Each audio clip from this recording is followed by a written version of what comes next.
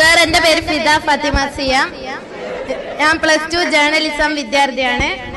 Thooneri block പഞ്ചായത്തിൽ എന്തായാലും ഏതെങ്കിലും ഒരാൾ പ്രസിഡന്റ് ആവും അറിയാം ഞങ്ങൾക്ക് എല്ലാവർക്കും. അഥവാ നിങ്ങളായാല് നാദാപുരം താലൂക്ക് ആശുപത്രിക്ക് എന്ത് വികസന കൊടുക്കുന്നത്? ഇത് പറയാൻ കാരണം എന്ന് വെച്ചാല് ഇപ്പൊ പ്രതീഷ് സാർ പറഞ്ഞ് ആടെ ഭയങ്കര ചികിത്സയെല്ലാം കിട്ടുന്നുണ്ട്. ഞാൻ പോയിട്ട് എനക്കൊരു ചികിത്സ കിട്ടിയില്ല അവിടെ.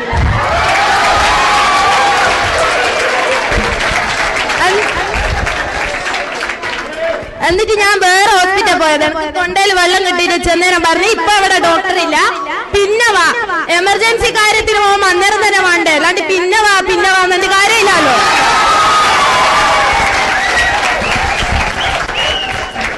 അതേപോലെ പണ്ട് കാലത്ത് അവിടെ ലേബർ റൂം ഉണ്ടായിരുന്നു, പ്രസവത്തിന്റെ ഗൈനക്കോളജിസ്റ്റ് ഡോക്ടർ ഉണ്ടായിരുന്നു. ഇപ്പൊ അതില്ല. ഒരു കുറെ കാലമായി ഡയാലിസിന്റെ ഇത് വരുന്നുണ്ട് എന്ന് പറഞ്ഞിട്ട് ഇതുവരെ ആ വികസനം വന്നിട്ടില്ല അവിടെ. ജനങ്ങൾ ഏറ്റവും കൂടുതൽ ആശ്രയിക്കുന്ന ഒരു ഹോസ്പിറ്റൽ അത്. പക്ഷെ ഇപ്പൊ അതിന് വേണ്ട മരുന്നുകളില്ല, ഒന്നുമില്ല, അവിടെ ചികിത്സ കിട്ടുന്നില്ല. ജനങ്ങള് നിരാശയോടെ അവിടുന്ന് തിരിച്ചു മടങ്ങുന്നത്. ഒരു ഡോക്ടറും 500 ടോക്കനും അവിടെ കൊടുക്കുന്നത്. എന്തായാലും ഒരു ഡോക്ടറെ കൊണ്ടായി 500 ആളെ നോക്കാൻ എന്തായാലും ആവൂല. എന്തിനു ഞങ്ങൾ എന്ത് വികസനം ഉണ്ട് എന്നാണ് പറയുന്നത്?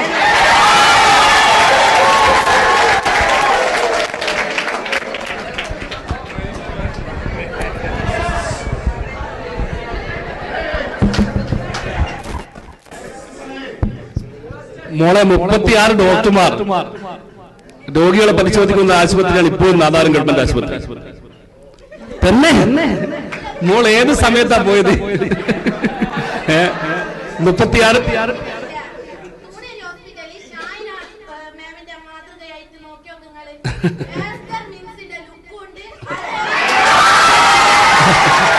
അത് വളരെ ഗവൺമെന്റ് ആശുപത്രിക്കുണ്ട്. അവിടെ കിടത്തി ചികിത്സ ഉണ്ട്.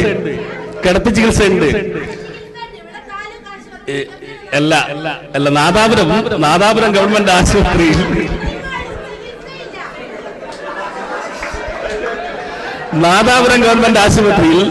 ഇപ്പോൾ കിടത്തി ചികിത്സയുണ്ട്. 24 മണിക്കൂർ പ്രവർത്തിക്കുന്ന ലാബുണ്ട്. മൈനർ ഓപ്പറേഷൻ അവിടുന്ന് ചെയ്യുന്നുണ്ട്. കാര്യങ്ങളെല്ലാം നടക്കുന്നുണ്ട്. പക്ഷേ ഇനിയും ആശുപത്രി മെച്ചപ്പെടേണ്ടതുണ്ട്. ഡയാലിസ് സെന്റർ വരുന്നു എന്ന് പറഞ്ഞല്ല. ഡയാലിസ് സെന്ററിന്റെ കെട്ടിടത്തിന്റെ പണി പൂർത്തിയായി. ഇനി ഇലക്ട്രിഫിക്കേഷന്റെ കാര്യങ്ങൾ കൂടി പൂർത്തിയായി കഴിഞ്ഞാൽ തീർച്ചയായും അടുത്ത മാസം തന്നെ ഡയാലിസ് സെന്റർ നമ്മുടെ നാദാപുരം ഗവൺമെന്റ് ആശുപത്രിയിൽ തുടങ്ങാൻ വേണ്ടി സാധിക്കും. അതാണ് യാഥാർത്ഥ്യം.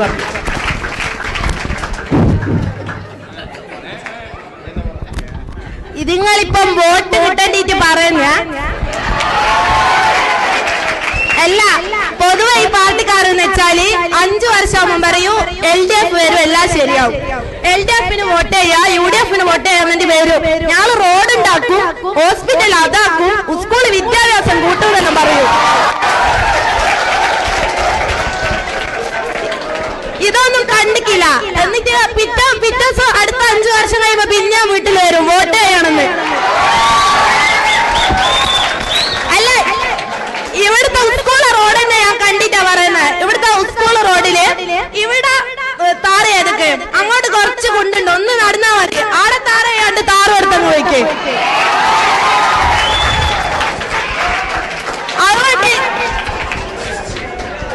അതുകൊണ്ട് വോട്ട് ചെയ്യാൻ ജനങ്ങൾക്ക് തന്നെ 2 കൂട്ടർക്കും വോട്ട് ചെയ്യാൻ ജനങ്ങൾക്ക് തന്നെ മടുപ്പായി. ഇത് ഈ കുട്ടി അവസാനം പറഞ്ഞ എന്ന കാര്യത്തിൽ ഒരു മറുപടി ഞാൻ പറയുന്നു. 2 പഞ്ചായത്തുകൾ യോജിക്കുന്ന ഒരു അതിർത്തി സ്ഥലമാകുമ്പോ അത് ബ്ലോക്ക് പഞ്ചായത്താണ് ചെയ്യേണ്ടത്. അവരെ ചെയ്തില്ല, എന്താ ചെയ്യാ? പിന്നെ ഇദ്ദേഹം പ്രതീക്ഷ പറഞ്ഞൊരു കാര്യം എന്താണെന്നറിയോ? അവിടെ പിന്നെ എക്സ്റേ ഉണ്ട്, അവിടെ പിന്നെ ലാബ് ഉണ്ട്, എല്ലാത്തിനും പൈസ കൊടുക്കണോ? പൈസ കൊടുക്കണേന്ന് ഗവൺമെന്റ് ആശുപത്രി പൈസ കൊടുത്തിട്ട് ലാബ് പോയിട്ട് പരിശോധിക്കണം. അത് പ്രൈവറ്റും ചെയ്തൂടെ? അതാണ് ആ ഗവൺമെന്റ് ആശുപത്രിന്റെ സ്ഥിതി. ഈ കുട്ടി പറഞ്ഞ ശരിയാണ്.